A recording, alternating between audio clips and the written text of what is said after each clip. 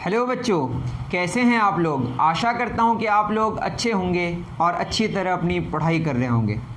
हमने क्लास 8 में डायनेमिक्स शुरू किया था, पियर्सन आईआईटी फाउंडेशन सीरीज़ जो फिज़िक्स है उससे, लेकिन कुछ टॉपिक्स हमने छोड़ दिया था और बच्चों को कहा था कि बहुत ज़्यादा ज़रूरी नहीं है, लेकिन बच्चों ने कमेंट किया कि सर प्लीज़ करा दीजिए कंप्लीट, तब और सब चैप्टर्स कराइएगा। तो मैं उन टॉपिक्स को भी करा दूंगा और उन टॉपिक्स को जब मैंने गौर से देखा तो मुझे लगा नहीं, पढ़ा देना चाहिए, लेकिन ये थोड़ी सी हायर क्लास के लिए है। स्टिल आपकी किताब में है तो मैं इसको समझाने की पूरी कोशिश करूँगा। तो शुरू करते हैं।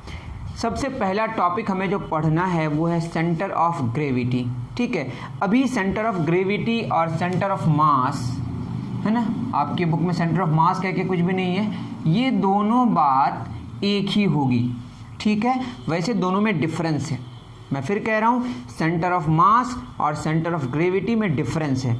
अगर ग्रेविटी आपकी जो अर्थ, सबसे पहले ग्रेविटी को समझने की कोशिश करते हैं। ग्रेविटी को समझने से पहले हमें समझना पड़ेगा वेट। ठीक है, व्हाट इज़ वेट। देखिए, जब आप अर्थ में हैं, जुपिटर वगैरह में जाते होंगे तो अलग बात है, लेकिन मैं अर्थ की बात कर रहा हूँ। ठीक है, अगर आप मून में होंगे तो अलग बात होगी, लेकिन जब अर्थ की बात करेंगे, आप जब अर्थ में हैं, अर्थ को अप्रॉक्सीमेटली हम लोग क्या मानते हैं, स्फेरिकल। तो अर्थ को हम लोग अप्रॉक्सीमेटली स्फेरिकल मानते हैं और यहाँ पे आप खड़े हैं अगर, तो अर्थ आपको किधर, अपने सेंटर की तरफ क्या करती है, अट्रैक्ट करती है। अलग बात है, आप हमेशा अपने आप को यहाँ मानते हैं और अर्थ अपना उस बॉडी को क्या करती है, अपने सेंटर की तरफ अट्रैक्ट करती है। जब अट्रैक्ट करती है तो आपको लगता है कि आपको नीचे की तरफ अट्रैक्ट कर रही है, बिल्कुल आपको अपने हिसाब से लगता है नीचे की तरफ अट्रैक्ट कर रही है, लेकिन अर्थ बेसिकली अपने सेंटर की तरफ किसी बॉडी को अट्रैक्ट करती है। ये समझना हो तो आपको समझना पड़ेगा कि अर्थ एक स्फीयर है, मानना पड़ेगा। ठीक है, अर्थ एक स्फीयर है, लेकिन आप ये जानते हैं कि जो अर्थ का जो स्फीयर है उसका जो रेडियस है 6400 किलोमीटर। तो आप यहाँ पे बैठ के ये समझ नहीं पाएंगे कि अर्थ स्फेरिकल है या नहीं है। फिर मैं कह रहा हूँ अर्थ अप्रॉक्सीमेटली स्फेरिकल है। अगर इसको स्फीयर मान लें तो अर्थ का जो सेंटर है वो किसी बॉडी को अपने सेंटर की तरफ जितने फोर्स से अट्रैक्ट करती है, that very force is known as weight. ठीक है, तो आप अगर यहाँ पे खड़े हैं तो अर्थ इधर खींच रही है, लेकिन अलग बात है जब जहाँ पे आप खड़े होते हैं आपको अपने हिसाब से वो नीचे लगता है, लेकिन अर्थ किधर खींचती है, अपने सेंटर की तरफ। तो आप अगर ये नहीं भी समझ पाए, अर्थ नीचे खींचती है ये आपको क्लियर है, लेकिन उसको अगर बाद में समझने की आप कोशिश कीजिएगा तो बेसिकली अर्थ अपने सेंटर की तरफ किसी बॉडी को अट्रैक्ट करती है और जितने फोर्स से उस बॉडी को अट्रैक्ट करती है वो है ग्रेविटेशनल फोर्स, और वो very force, that very force is known as weight. Weight is the force by which earth attracts a body towards its centre. ठीक है, अब बताइए ये जो बात हुई, अब मान लेते हैं मैंने एक बॉडी लाया, ये आप देख रहे हैं, ये आपका एक रिजिड बॉडी है। इसके जो पार्टिकल्स हैं उनका जो रिलेटिव पोजीशन है उसमें कोई बदलाव नहीं आता। ये अगर पूरा आगे बढ़ेगा तो उनके सारे पार्टिकल्स भी क्या होंगे, आगे बढ़ेंगे।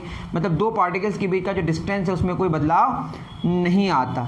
तो मैं ये कह रहा हूँ, अब ये जो है ना, ये पूरा का पूरा बॉडी को अर्थ क्या कर रही है, अट्रैक्ट कर रही है। अब इसमें कितने पार्टिकल्स हैं, इन्फिनाइट पार्टिकल्स हैं। मानते हैं इसमें एक पार्टिकल, दो पार्टिकल, इसमें 10 पार्टिकल्स हमने मान लिए। 1 2 3 4 5 6 7 8 9 10 टुकड़े इसके कर दिए। एक एक टुकड़ा पर अर्थ क्या लगाएगा, फोर्स। अर्थ इस पर फोर्स लगाएगा, मतलब इस टुकड़े का अपना वेट होगा, इस टुकड़े का अपना वेट होगा, इस टुकड़े का अपना वेट होगा, इस टुकड़े का अपना वेट होगा, इस टुकड़े का अपना वेट होगा, सारे टुकड़ों का अपना अपना वेट होगा। तो इस टुकड़े को अर्थ किधर फोर्स लगाएगी, नीचे की तरफ। इस टुकड़े पर भी अर्थ किधर फोर्स लगाएगी, नीचे की तरफ। इस टुकड़े पर भी किधर लगाएगी, नीचे की तरफ। इस टुकड़े पर भी किधर लगाएगी, नीचे की तरफ। इस टुकड़े पर भी लगाएगी किधर, नीचे की तरफ। इस टुकड़े पर भी नीचे की तरफ। हर एक टुकड़े पर अर्थ नीचे की तरफ, मतलब अपने सेंटर की तरफ उस बॉडी को क्या करेगी, अट्रैक्ट करेगी।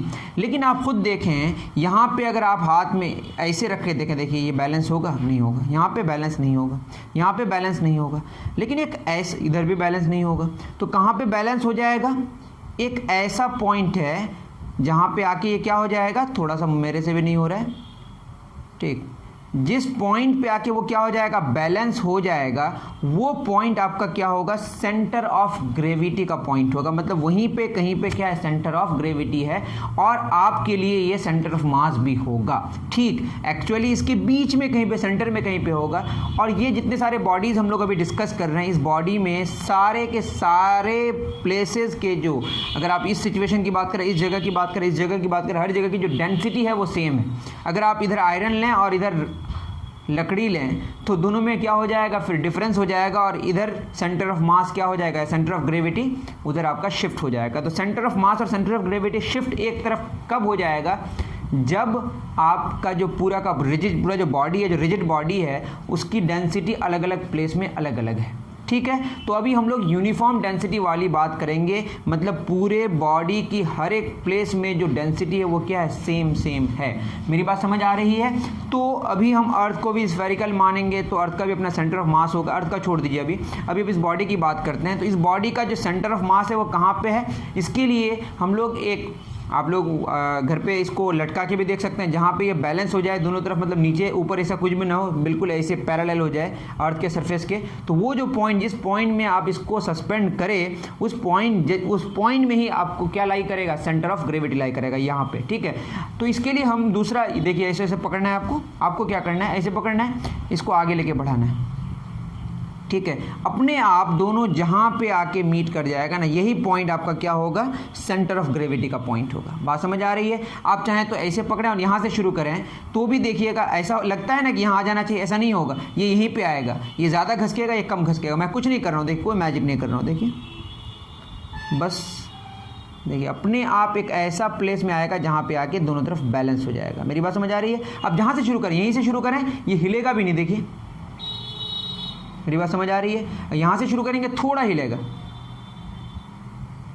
लेफ्ट साइड वाला, समझ रहे हैं मेरी बात? अगर आप यहां से शुरू करें और यहां से ये वाला शुरू, ये वाला कम आएगा, ये ज़्यादा आएगा, क्योंकि इसको बीच में आना है। देखिए, तो ये आप घर पे भी कर सकते हैं ट्राई, बहुत मज़ा आएगा। जिस पॉइंट में आके ये रुक जाएगा, दोनों तरफ बैलेंस हो जाएगा, that very point is called centre of gravity. तो यहाँ सेंटर ऑफ ग्रेविटी एग्जैक्टली यहाँ पे नहीं है, इसके भी बीच में है, क्योंकि ये 3D है ना, इसके अंदर जाके बीच में आपको, मतलब इसका जो जियोमेट्रिक सेंटर है यही उसका क्या हो जाएगा, सेंटर ऑफ ग्रेविटी। लेकिन इसके लिए क्या होना पड़ेगा, इसकी डेंसिटी को यूनिफॉर्म होना पड़ेगा। तो अगर डेंसिटी यूनिफॉर्म है जिस बॉडी का, तो उसकी सेंटर ऑफ ग्रेविटी कहाँ पर लाई करेगी, उसकी सेंटर ऑफ ग्रेविटी एग्जैक्टली उसके जियोमेट्रिक सेंटर पर लाई करेगी। ठीक है, इतनी बात समझ आ गई?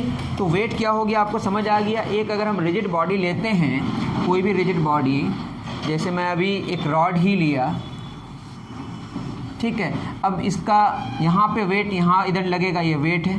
ठीक है, वेट मतलब फोर्स मास इनटू एक्सेलरेशन होता है, यहाँ एक्सेलरेशन ड्यू टू ग्रेविटी होता है। ठीक है, मान लेते हैं इसका मास क्या है m1 और इसका मास क्या है m2, बहुत सा मास ले लेते हैं, और यहाँ पे m3 है और यहाँ पे m4 है, 4 पार्टिकल्स हैं। ठीक है, तो m1 का फोर्स कितना है, नीचे की तरफ m1g, m4 में m4g, वेट है सब बस। ठीक है, और यहाँ पे क्या होगा m3g, यहाँ क्या होगा m2g।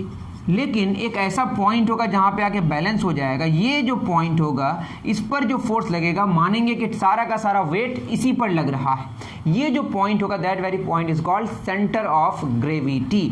तो एक कल्पना करेंगे कि एक ऐसा पॉइंट जहाँ पे पूरे बॉडी का वेट है, वो कहाँ पे है, उसके जियोमेट्रिक सेंटर में। ये कब जियोमेट्रिक सेंटर में होगा, जब पूरे बॉडी की जो डेंसिटी होगी वो यूनिफॉर्म होगी। मेरी बात समझ आ रही है? और यही उसका क्या होगा, सेंटर ऑफ मास होगा। कब, जब ग्रेविटी कांस्टेंट होगी, मतलब अर्थ जो अट्रैक्ट कर रही है, मतलब उसमें जो एक्सेलरेशन क्रिएटेड है, ये जी हर जगह क्या रहना पड़ेगा, सेम रहना पड़ेगा। जैसे हम बोले हैं कि यहाँ अगर 1000 किलोमीटर अगर आप ऐसे एक रॉड ले लें तो क्या होगा, ऊपर में ग्रेविटी कम हो जाएगी, नीचे में ग्रेविटी ज़्यादा हो जाएगी। मैं ऐसे सिचुएशन की बात नहीं कर रहा हूँ, मैं नॉर्मल सिचुएशन जो प्रैक्टिकली हम देखते हैं वहाँ पे जो जी का वैल्यू है, एक्सेलरेशन ड्यू टू ग्रेविटी क्या है, अर्थ की वजह से किसी बॉडी पर कितना एक्सेलरेशन क्रिएट होगा, वो है आपका एक्सेलरेशन ड्यू टू ग्रेविटी। ठीक है, तो जी का वैल्यू कांस्टेंट है, लेकिन इधर कुछ वेट है, इधर कुछ वेट है, लेकिन एक ऐसा पॉइंट जहां पे पूरा का पूरा वेट को हम एज्यूम करेंगे कि वहीं पे सारा का सारा वेट है। हो सकता है वो बॉडी के अंदर हो या बॉडी के बाहर हो।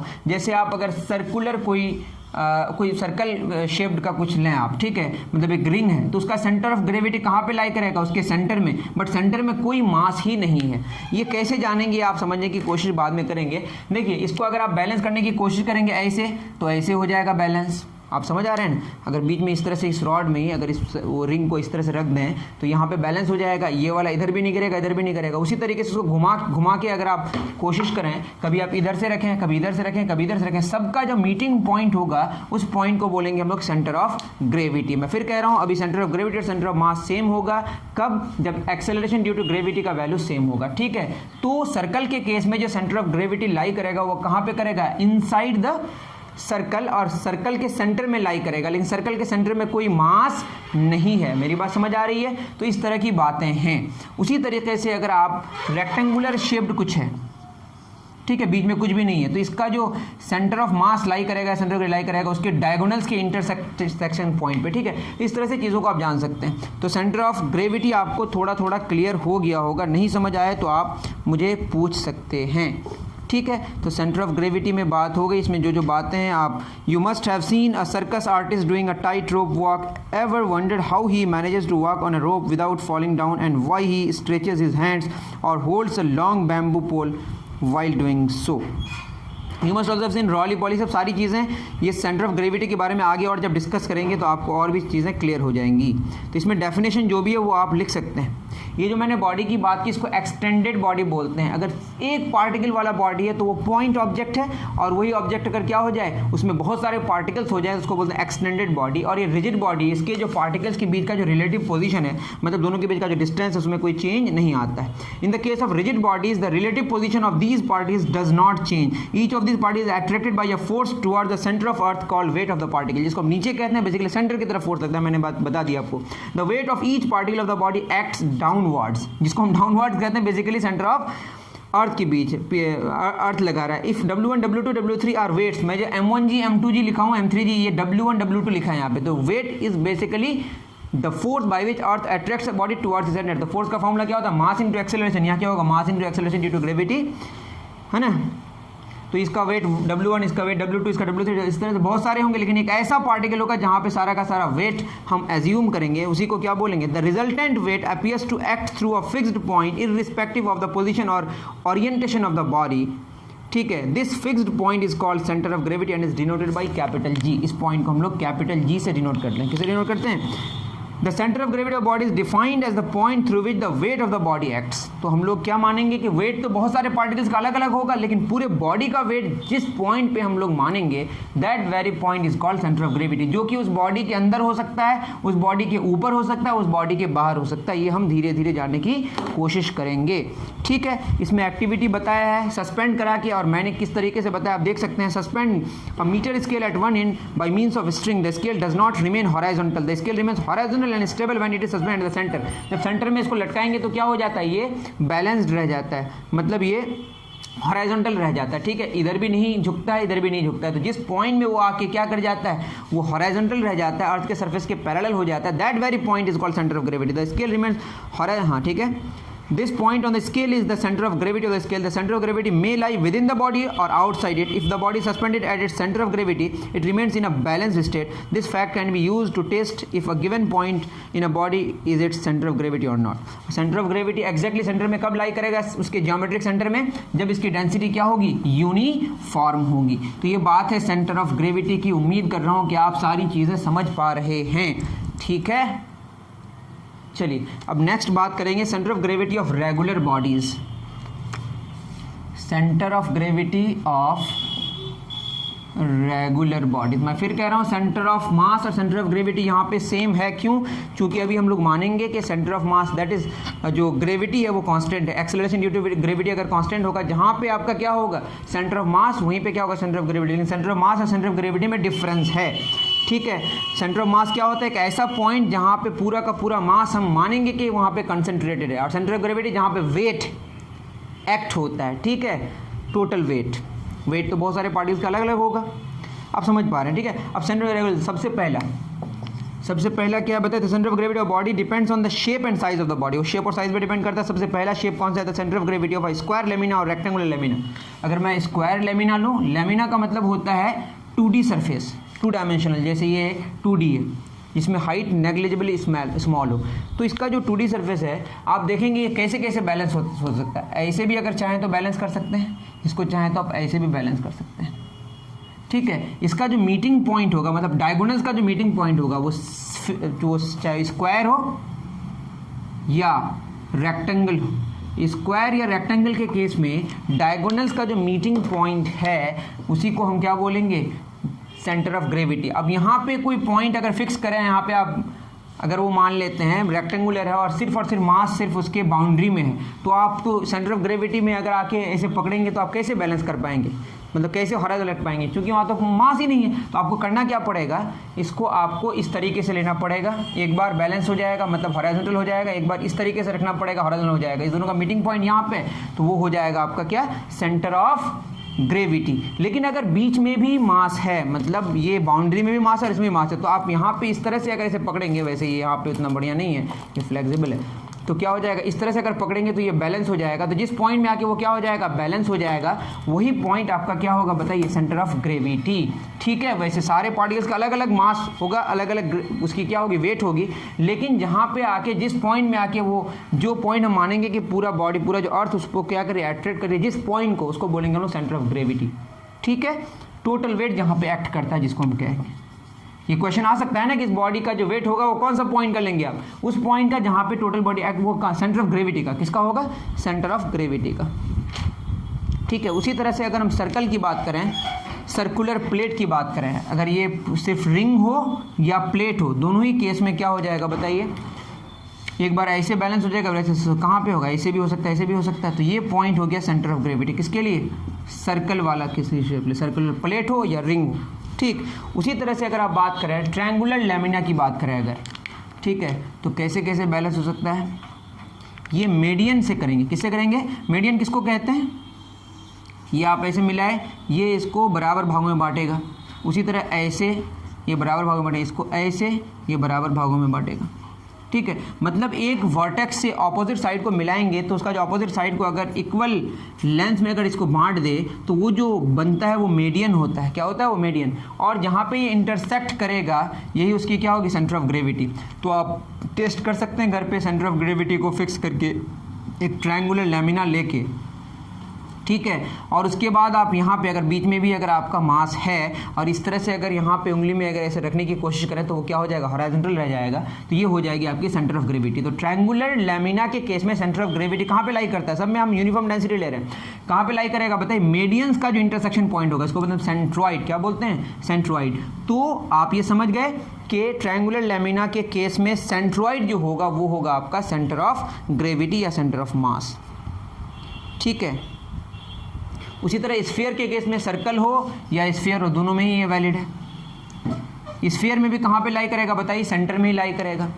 ठीक, अब आते हैं किस में बताइए, अब आते हैं हम लोग किस में, सॉलिड राइट सर्कुलर कोन। अगर कोन होगा तो क्या होगा, अब कोन के केस में आप देखिएगा नीचे ज़्यादा मास हो जाएगा, ऊपर मास कम हो जाता है, तो किधर लाई करेगा, सेंटर ऑफ ग्रेविटी थोड़ा नीचे लाई करेगा। ये तो बिल्कुल समझ आ रहा है, अगर ये h हाइट का है तो सेंटर ऑफ ग्रेविटी जो लाई करेगा वो नीचे से h/4 ऊपर लाई करेगा। अब ये कैसे होगा ये आपको बाद में जानना है। ठीक है, तो सेंटर ऑफ ग्रेविटी कहाँ लाई करेगा बताइए, जो उसका बेस है, बेस से h/4 हाइट ऊपर लाई करेगा, और h क्या है, h height of the cone है। तो ये आप ऐसा क्यों हुआ कि थोड़ा सा h/2 में क्यों नहीं लाई किया, चूंकि नीचे का मास ज़्यादा है, तो नीचे ग्रेविटी ज़्यादा है, तो ग्रेविटी नीचे ज़्यादा होने की वजह से मास नीचे ज़्यादा होने की वजह से जो वेट है वो नीचे ज़्यादा है, ऊपर कम है। ग्रेविटी तो सेम है, वेट नीचे ज़्यादा हो गया, क्योंकि मास ज़्यादा तो वेट ज़्यादा, तो वेट जिधर ज़्यादा होगा उधर सेंटर ऑफ ग्रेविटी क्या हो जाएगी, शिफ्ट हो जाएगी। लेकिन वहीं पे अगर आप सिलेंडर की केस की बात करें तो सिलेंडर में वेट ऊपर भी ज़्यादा नहीं होगा, नीचे भी ज़्यादा नहीं होगा, तो सेंटर ऑफ ग्रेविटी कहीं पे भी शिफ्ट नहीं होगी। कहाँ पे होगी देखिए, अगर मैं सिलेंडर की बात करूँ तो सिलेंडर अगर ये मान लेते हैं पूरा का पूरा सिलेंडर है और इसमें सॉलिड सिलेंडर है, तो इसका जो सेंटर ऑफ ग्रेविटी उसके एग्जैक्टली सेंटर में लाई करेगा। कहाँ पे लाई करेगा, सेंटर में लाई करेगा। ठीक है, उसी तरह से अगर दोनों तरफ से कोन है, इधर भी हमारा कोन है और इधर भी कोन है, तब क्या होगा, इधर भी हमारा सेम मास, इधर भी सेम मास, इधर भी सेम है, तो बीच में लाई करेगा। ठीक है, इसी तरह से अगर रिंग हो तो भी कहाँ लाई करेगा, सेंटर में ही लाई करेगा। ठीक है, एक बात आप समझ गए कि जिधर वेट ज़्यादा होगा उधर सेंटर ऑफ ग्रेविटी क्या हो जाएगा, शिफ्ट हो जाएगा। सिंपल सी बात है। अगर इरेगुलर लैमिना हो तो क्या होगा, जैसे कुछ भी हमको पता नहीं है तो क्या करेंगे, इधर से बैलेंस हो गया, इधर से बैलेंस हो गया, इधर से बैलेंस हो गया, जहाँ जहाँ बैलेंस होगा जिस एक्सिस में उसका जो मीटिंग पॉइंट होगा वो क्या हो जाएगा, सेंटर ऑफ ग्रेविटी। तो ये बात थी किसकी, सेंटर ऑफ ग्रेविटी की। मुझे लगता है आपको आइडिया समझ आ गया होगा कि सेंटर ऑफ ग्रेविटी किस तरह से डिफाइन करते हैं, किस तरह से समझते हैं। तो जहाँ पे जिस पॉइंट में पूरे बॉडी का वेट एक्ट होता है, that very point is called centre of gravity. जहाँ पे अगर आप क्या करें, फिक्स करें कुछ किसी बॉडी, जैसे इससे अगर इसमें अगर यहाँ पे इसमें आके रख दें तो वो जो बॉडी होगा वो क्या हो जाएगा, हॉराइजॉन्टल रहेगा। अगर उस पॉइंट में हॉराइजॉन्टल नहीं रहता है, किसी तरफ झुक जाता है, तो समझ जाइए वो पॉइंट सेंटर ऑफ ग्रेविटी का नहीं है। नेक्स्ट हमारा टॉपिक है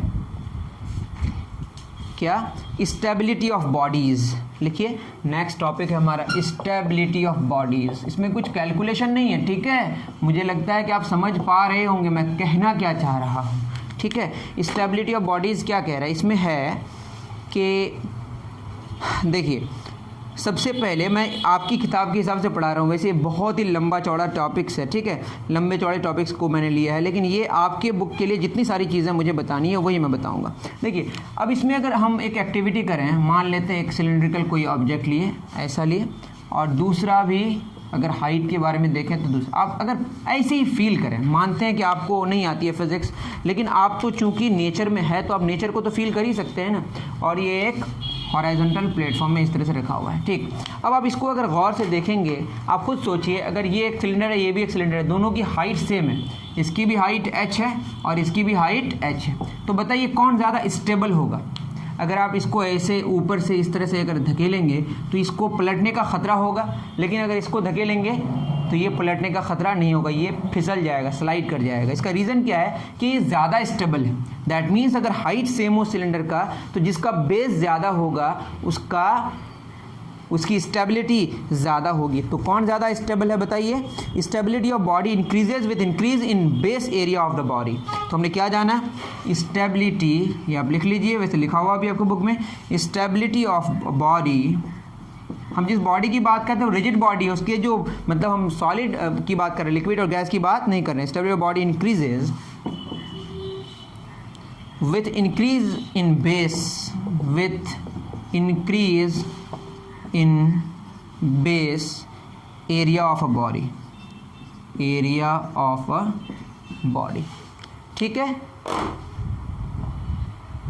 तो आप क्या समझे, अगर आप बेस एरिया को बढ़ा दें, हाइट को सेम रखें, तो जिसका बेस एरिया ज़्यादा होगा उसका क्या ज़्यादा होगा बताइए, उसकी स्टेबिलिटी ज़्यादा होगी, वो ज़्यादा स्टेबल होगा। अब आते हैं किसमें, यहाँ पे देखिए, ये अगर देखेंगे इसका जो सेंटर ऑफ ग्रेविटी है ना, इसकी सेंटर ऑफ ग्रेविटी, इसकी centre of gravity, centre of gravity इसका अगर यहाँ पे है तो इसकी भी सेंटर ऑफ ग्रेविटी यहाँ पे भी सेम हाइट पे दोनों की सेंटर ऑफ ग्रेविटी है, ये ख्याल में रखेंगे। क्योंकि मानते हैं कि सारे सिलेंडर्स जो हैं यूनिफॉर्म डेंसिटी का, तो इसका सेंटर ऑफ ग्रेविटी कहाँ पे लाइक रहा है, उसके ज्योमेट्रिक सेंटर में। इसका ज्योमेट्रिक सेंटर कहाँ पे होगा, उसके एक्जैक्टली बीच में होगा, इसका भी एक्जैक्टली बीच यहीं पे होगा, लेकिन हाइट दोनों की क्या होगी, सेम होगी, h/2 ऊपर, h/2 ऊपर।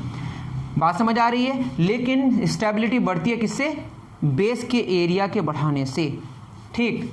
अब आगे चलते हैं। आप ये जानते होंगे ना, जो कार होता है, कार में आप कंफर्टेबल होता है, हैं कि नहीं है पता नहीं, लेकिन मैं तो कंफर्टेबल होता हूँ। वहीं पे बस वगैरह में हम उतना ज़्यादा कंफर्टेबल नहीं होते हैं। क्यों, क्योंकि बस का जो सेंटर ऑफ ग्रेविटी होता है ना, वो थोड़ा सा ऊपर होता है। तो सेंटर ऑफ ग्रेविटी जितना ज़्यादा आपके अर्थ के सरफेस के नज़दीक होगा, मतलब जितनी हाइट कम होगी सेंटर ऑफ ग्रेविटी की, उतना ज़्यादा आप कंफर्टेबल रहिएगा, उतनी ज़्यादा स्टेबिलिटी होती है। क्या होती है, उतनी ज़्यादा स्टेबिलिटी होती है। जैसे मैं क्या बोलूँ, मैंने एक सिलेंडर लिया और दूसरा सिलेंडर ऐसे लिया, दोनों का बेस एरिया सेम है, ऐसा हमने मान लिया, ठीक है।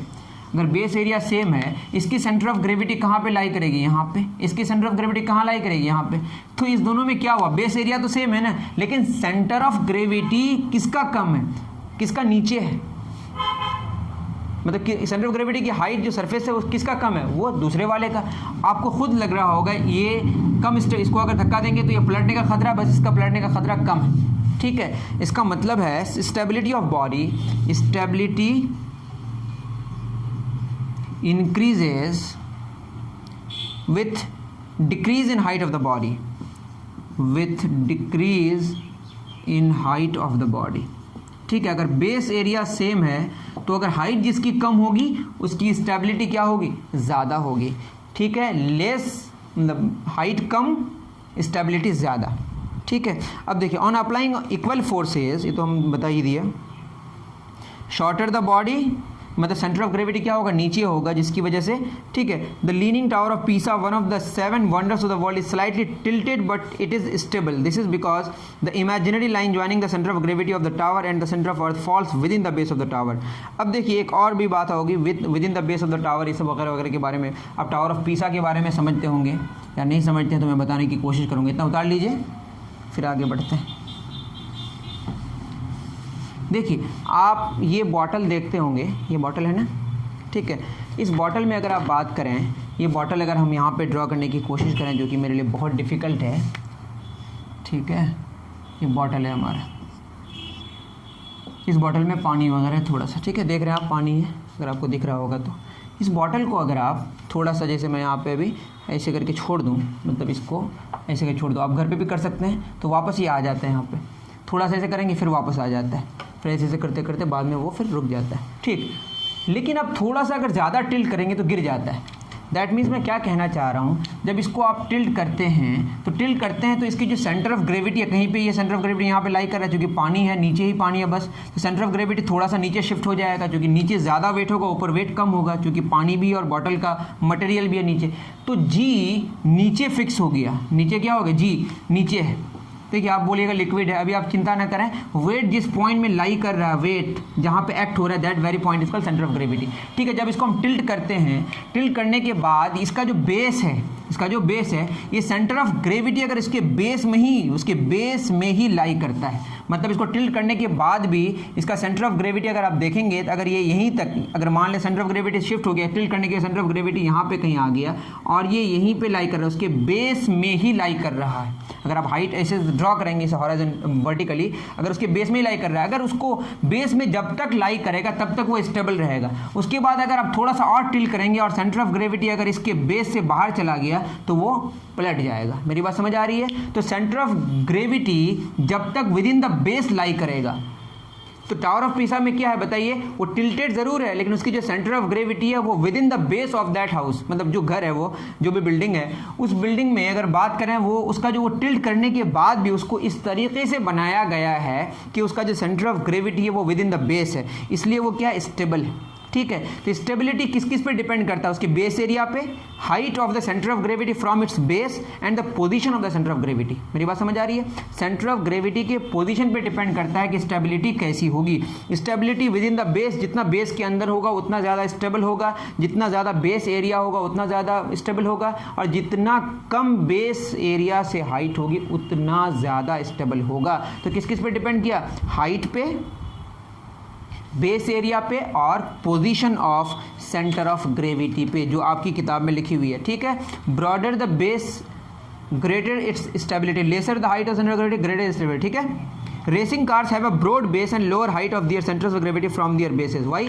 बिकॉज कि उसकी स्टेबिलिटी क्या होनी है, बढ़ानी है. The stability of body increases when it has a broader base and the height of its centre of gravity from its base is lower. For this reason racing car have bodies of lesser height and their wheels are more apart. Wheel जितना दूर करेगा तो base area उतना ज़्यादा होगा. ठीक है. As compare to a passenger car. Next हम लोग बात करते हैं इक्विलिब्रियम ऑफ बॉडीज़ की. ठीक है. ये भी हमारी बात आपको समझ, उम्मीद कर रहा हूँ कि आ गई होगी. अब ख़त्म करते हैं ये, उसके बाद हमारा एक ही टॉपिक बचेगा, उसको ख़त्म कर देंगे बाद में. ठीक है. लिखते हैं इक्विलिब्रियम ऑफ बॉडीज़. ये बात आपको समझ आ जाएगी धीरे धीरे. अब लिखे इक्विलिब्रियम ऑफ बॉडीज़. यहाँ पे जो इक्विलिब्रियम का मतलब है कि नेट फोर्स जीरो होना चाहिए. क्या जीरो होना चाहिए, नेट फोर्स जीरो होना चाहिए. इक्विलिब्रियम का मतलब है नेट फोर्स जीरो होना चाहिए.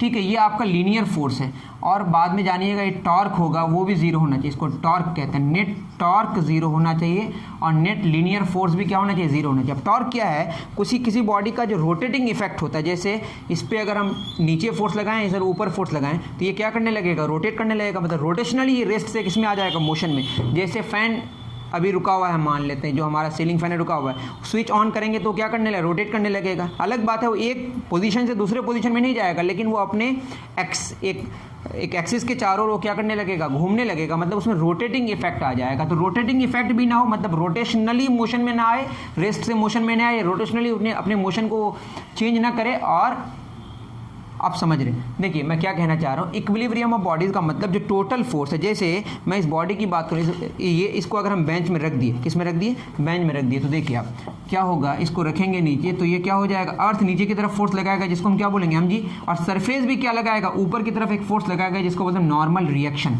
ठीक है, ये सरफेस इस बॉडी पर लगा रहा है और mg अर्थ इसको नीचे की तरफ लगा रहा है। दोनों अलग अलग बॉडी लगा रहा है लेकिन दोनों लगा रहा है इस बॉडी पर। ठीक है, ये बॉडी का मास m है, इस बॉडी ये m मास के बॉडी पर सरफेस ऊपर की तरफ नॉर्मल रिएक्शन लगा रहा है और अर्थ नीचे mg लगा रहा है, और r और mg यहाँ पे क्या है, बराबर है। मतलब जितना फोर्स अर्थ नीचे की तरफ लगा रहा है उतना ही फोर्स सरफेस भी ऊपर की तरफ लगा रहा है उस बॉडी पर। मतलब उस बॉडी पर नेट फोर्स क्या है, जीरो। जब बॉडी पर नेट फोर्स जीरो होगा तो बॉडी अगर रेस्ट में है तो रेस्ट में ही रहेगा। ये सारी बातें पहले मैंने बता दी है। और अगर वो मोशन में है तो उसके स्पीड और डायरेक्शन में बदलाव नहीं आएगा। तो जब किसी बॉडी की बात करें, अगर वो रेस्ट में था और रेस्ट में ही है, that means net force zero है, या अगर चल रहा है तो उसकी स्पीड और उसके डायरेक्शन में बदलाव नहीं आएगा, तब बोलेंगे नेट फोर्स जीरो है। और साथ में क्या होना चाहिए ना, जैसे साथ में क्या होना चाहिए बताइए, जैसे मैं एक बॉडी लूँ और यहाँ पे इसको लटका दूँ तो क्या हो जाएगा, यहीं तक है मान लेते ही। ठीक है, मेरी बात समझ आ रही है। ये जो आपका बेंच है वो यहीं तक है। अब क्या होगा, अर्थ नीचे फोर्स लगाएगा और नॉर्मल ऊपर लगाएगा, जिसकी वजह से रोटेटिंग इफेक्ट हो जाएगा इसमें। तो मैं क्या कहने की बात कर रहा हूँ, आप समझ पा रहे हैं मेरी बात। मैं क्या कहना चाह रहा हूँ कि जब किसी बॉडी पर रोटेटिंग इफेक्ट भी ना हो, मतलब रोटेशनल नेट फोर्स भी जीरो हो, जिसको हम टॉर्क कहते हैं, बाद में समझेंगे, और लीनियर फोर्स जो हम लोग अब तक पढ़े हैं वो भी जीरो, मतलब रोटेशनली वो भी अगर मान लेते किसी बॉडी को हमने रखा है इस पे, ठीक है, बेंच पे, रोटेशनली मतलब वो रेस्ट से मोशन में ना आए और लीनियरली भी रेस्ट से मोशन में ना आए, या मोशन में है तो उसके मोशन के कंडीशन में बदलाव ना आए। आप बस इतना समझें कि टोटल जो फोर्स है, चाहे वो लीनियर वाला हो या रोटेटिंग वाला हो, अगर टोटल फोर्स जीरो है, फोर्सेस तो होंगे बट नेट फोर्स अगर जीरो हो तो बोलेंगे बॉडी किसमें, इक्विलिब्रियम में। किसमें है, इक्विलिब्रियम में। मेरी बात समझ आ रही है। तो इक्विलिब्रियम में होने के लिए जो टोटल फोर्स होगा उस बॉडी पर वो क्या होना चाहिए, जीरो। बॉडी चल सकता है लेकिन बॉडी के कंडीशन ऑफ मोशंस में कोई बदलाव नहीं आएगा, कंडीशंस ऑफ मोशन में कोई बदलाव नहीं आना चाहिए। तो उसमें क्या होना चाहिए, जो लीनियर फोर्स हम लोग अब तक पढ़े हैं उसका टोटल फोर्स उस लाइन में जीरो होना चाहिए, उस लाइन में अगर इक्विलिब्रियम में होना है, और रोटेटिंग इफेक्ट मतलब रोटेशनल फोर्स भी जीरो होना चाहिए। अब इसके बारे में बाद में हम लोग डिस्कस करेंगे। तो conditions for a body to be in equilibrium क्या होना चाहिए, resultant of all linear forces that impart translatory motion, जो लीनियर मोशन करता है acting on a body should be equal to zero. Forces होंगे लेकिन नेट फोर्स जीरो होगा, मतलब जितना फोर्स ऊपर उतना फोर्स नीचे, जितना फोर्स दाएं उतना फोर्स बाएं। बॉडी चल सकता है लेकिन बॉडी के स्पीड और डायरेक्शन में बदलाव नहीं आएगा। रेस्ट में है तो रेस्ट में ही रहेगा, और मोशन में है तो उसके स्पीड और डायरेक्शन में बदलाव नहीं आना चाहिए।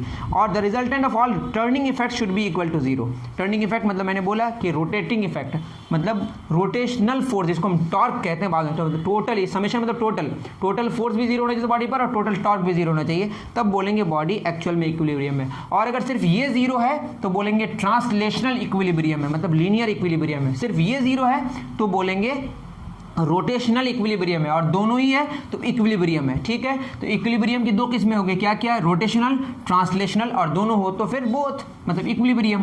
ठीक है, मतलब लीनियर वाला फोर्स अगर टोटल जीरो हो जाए तो ट्रांसलेशनल इक्विलिब्रियम, और अगर रोटेशनल फोर्स अगर टोटल जीरो हो जाए तो रोटेशनल इक्विलिब्रियम। धीरे धीरे समझेंगे। अब काइंड्स ऑफ इक्विलिब्रियम पढ़ते हैं। ठीक है, काइंड्स ऑफ इक्विलिब्रियम क्या है। सबसे पहला आपका स्टेबल इक्विलिब्रियम। कौन सा इक्विलिब्रियम बताइए, स्टेबल इक्विलिब्रियम। मैं सब लिखा नहीं रहा हूँ, ठीक है, आप अच्छे से सुनते जाएं मैं क्या बोलने जा रहा हूँ। स्टेबल इक्विलिब्रियम में क्या होता है कि जो सेंटर ऑफ ग्रेविटी, आप अगर किसी बॉडी के, जैसे a body is said to be in stable equilibrium if it regains its original position on the removal of the external force after being slightly disturb by it. ये definition आप वहाँ से आप नोट कर सकते हैं। जैसे यहाँ पे एक कोनिकल शेप्ड कुछ है, इसकी सेंटर ऑफ ग्रेविटी यहाँ पे लाई कर रहा है, ठीक है। उसके बाद इसको अगर टिल्ट कर दें, सेंटर ऑफ ग्रेविटी अगर मान लेते हैं कि आगे आ भी गया, लेकिन सेंटर ऑफ ग्रेविटी अगर विद इन द बेस है तो वो ऑरिजिनली, अगर मान लेते हैं इसको टिल्ट कर दिए, टिल्ट करने की सेंटर ऑफ ग्रेविटी कहीं पर भी फिक्स हो गई, आगे चली गई, या उसकी सेंटर ऑफ ग्रेविटी का पोजिशन थोड़ा ऊपर चला गया, नीचे आ गया, वॉट एवर, अगर वो विद इन द बेस है तो वो फिर क्या करेगा बताइए, फिर वो अपने ओरिजिनल पोजीशन को क्या करेगा, रीगेन कर लेगा। ठीक है, for a body to be in stable equilibrium the line joining the centre of gravity and the centre of earth must fall within the base of the body after being disturb by an external force. अगर आप external force से disturb करते हैं और ये इसका जो centre of gravity अगर विद इन द बेस ही रह रहा है, विद इन द बेस, आप समझ पा रहे हैं ना, अर्थ मस्ट, क्या लिखा हुआ है, centre of gravity and the centre of earth, मतलब ये नीचे जो खींच रहा है यहीं पर सेंटर ऑफ अर्थ कहीं है ना, इसके लिए सेंटर ऑफ ग्रेविटी और सेंटर ऑफ अर्थ अगर एक ही लाइन, अगर बेस होते हुए जा रहा है, दैट मीन्स कि वो स्टेबल है। वरना अगर और थोड़ा टिल्ट करेंगे और सेंटर ऑफ ग्रेविटी क्या हो जाए, वो सेंटर ऑफ ग्रेविटी पार हो जाए, ठीक है, मतलब उसके बेस को होके ना क्रॉस करे, तो वो स्टेबल नहीं होगा। The heavy base lowers the position of the centre of gravity. The base of the body should be a broad and heavy. इसके लिए क्या होना चाहिए, बेस हैवी होना चाहिए, बेस बड़ा होना चाहिए, ठीक है। The heavy base lowers the position of centre of gravity. Base अगर ज़्यादा हो, ऊपर कम हो, ऊपर का मास कम हो तो ऊपर का वेट भी कम होगा, नीचे का मास ज़्यादा है तो नीचे का वेट भी ज़्यादा होगा। वो कौन से केस में होगा, वो आपका कोनिकल शेप्ड बॉडी में होता है, ठीक है। तो उस केस में स्टेबिलिटी जो होती है वो स्टेबल इक्विलिब्रियम होता है, ठीक है।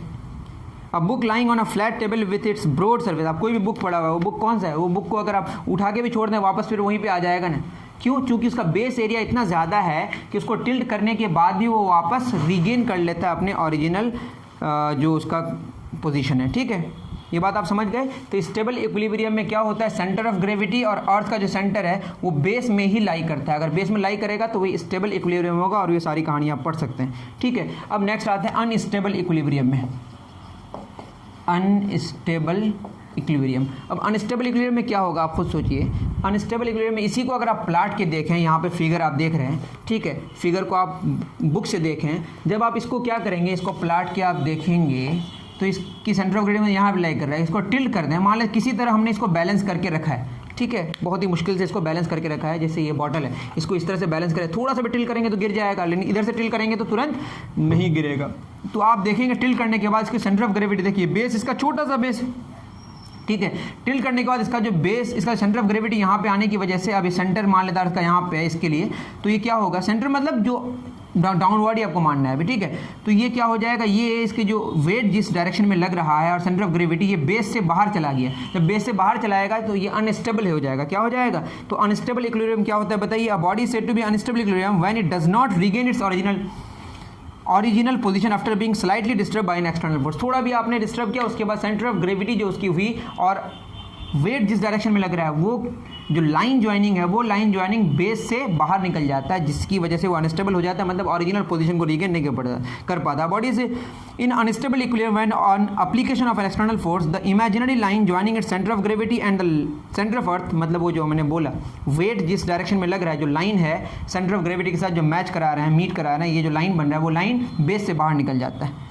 Earth falls outside its base. The base of the body should be small and the top portion of the body should be heavy as it raises the height of the center of gravity from its base. मतलब इस case में, stable equilibrium के case में centre of gravity नीचे से नीचे चला जाता है, और अनस्टेबल इक्विलिब्रियम के केस में जो सेंटर ऑफ ग्रेविटी ऊपर से ऊपर चला जाता है। मतलब अगर अनस्टेबल इक्विलिब्रियम चाहिए तो आपको हैवी बेस ऊपर होना पड़ेगा, मतलब हैवी पार्ट ऊपर होना पड़ेगा, और स्टेबल इक्विलिब्रियम में हैवी पार्ट नीचे होना पड़ेगा। अब आते हैं न्यूट्रल इक्विलिब्रियम में। न्यूट्रल में क्या होता है बताइए, इसको मिटा दूँ।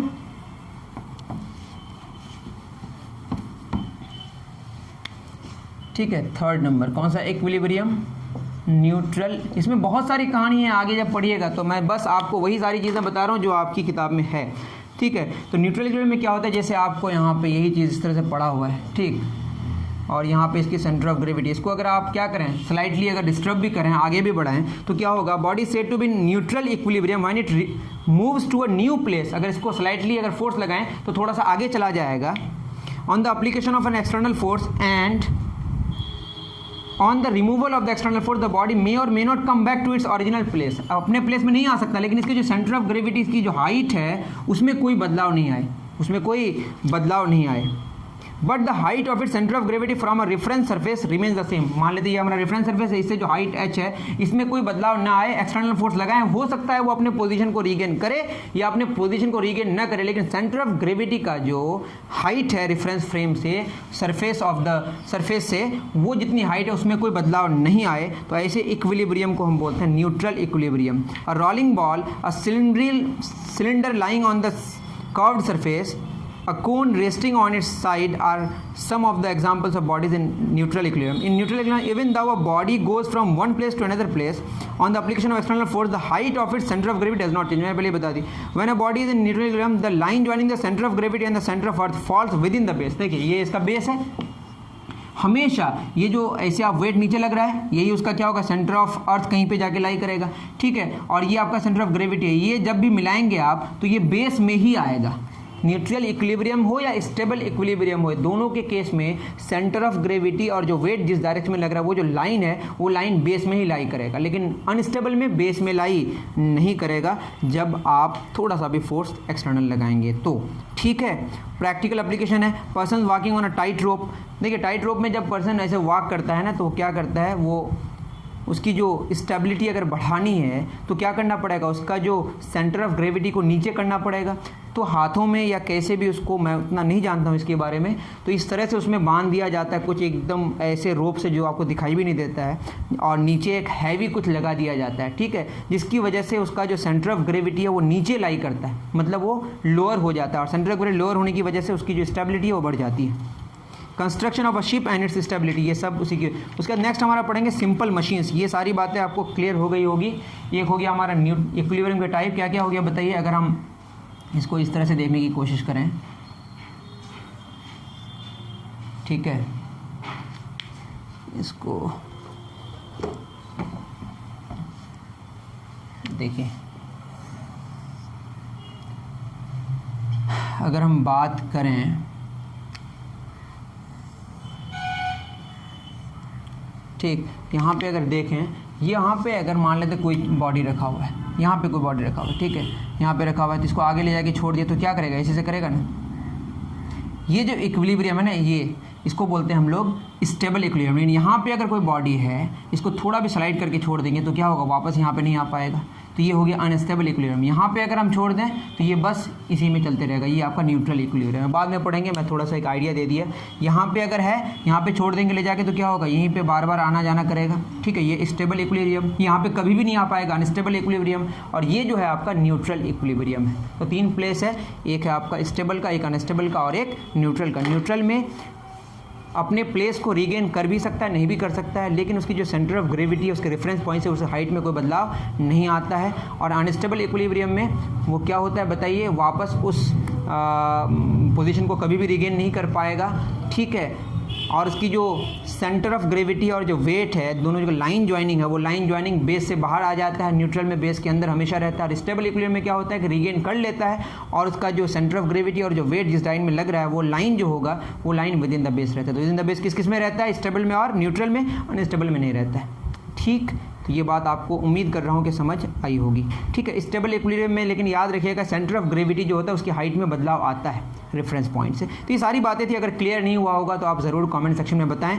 नेक्स्ट जो हमारा होगा वो होगा सिंपल मशीन्स पे बात होगी। मैं कोशिश करूँगा कि सिंपल मशीन भी एक ही लेक्चर में ख़त्म कर दूँ, उसमें जितनी सारी बातें लीवर्स वगैरह, पुलिस वगैरह जो भी है, कोशिश करूँगा सब ख़त्म कर दूँ। ठीक है, आपके लिए बहुत ही छोटी सी बात है, लेकिन इसको ब्रॉडली बहुत आगे पढ़ेंगे हम लोग क्लास 11 में। ज़्यादा चिंता ना करें, जितनी बात समझ आए उसको आप समझने की कोशिश करें। और एक इम्पॉर्टेंट बात ये है कि जो सारी चीज़ें हैं, ये जो हमारा कोचिंग सेंटर है या जो इंस्टीट्यूशन है, ये ऑफलाइन ऑनलाइन दोनों चलता है। ऑनलाइन में बस हम लोग यूट्यूब में, और यूट्यूब में जो चीज़ें हैं वो चलती हैं डोनेशन पे। तो आप डिस्क्रिप्शन में चेक कर लें कि डोनेशन के लिए क्या करना है। आप ये करें तो बेटर होगा, क्योंकि स्मूथली चलाना है तो आप डोनेट करेंगे और हम लोग अच्छे से चलाने की कोशिश करेंगे। मिलते हैं नेक्स्ट वीडियो में। Thank you very much.